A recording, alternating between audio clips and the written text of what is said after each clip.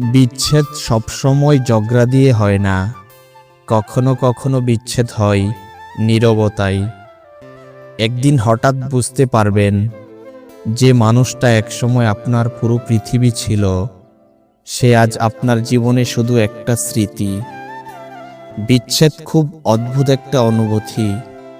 মানুষটা বেঁচে আছে, কোথাও না কোথাও ভালোই আছে, কিন্তু আপনার জীবনে সে আর নেই। আগে প্রতিদিন কথা হতো, রাত জেগে গল্প হতো, ছোট ছোট বিষয় নিয়েও হাসি হতো। আর এখন মোবাইলের সেই চ্যাট বক্সটা খুললে শুধু পুরনো কথাগুলোই দেখা যায়। যে মানুষটা একসময় বলতো, তুমি না থাকলে আমি অসম্পূর্ণ, সে মানুষটাই একদিন আপনার অনুপস্থিতিতে সম্পূর্ণ হয়ে যায়। তখন বুঝতে পারেন, মানুষের কথা না, সময়ই সত্যিটা দেখিয়ে দেয়।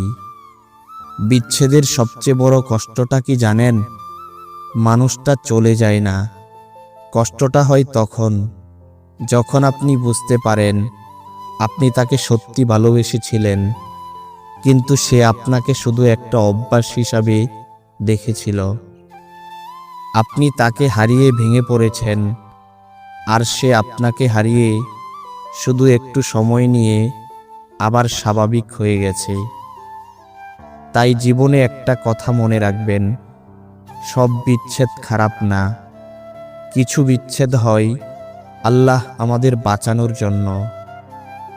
কারণ যে মানুষ আপনার মূল্য বোঝে না, তার সাথে থাকার থেকে একা থাকা অনেক ভালো। একদিন আপনি ঠিকই বুঝবেন, কিছু মানুষ জীবনে আসে ভালোবাসা দিতে না, শুধু একটা শিক্ষা দিয়ে চলে যেতে।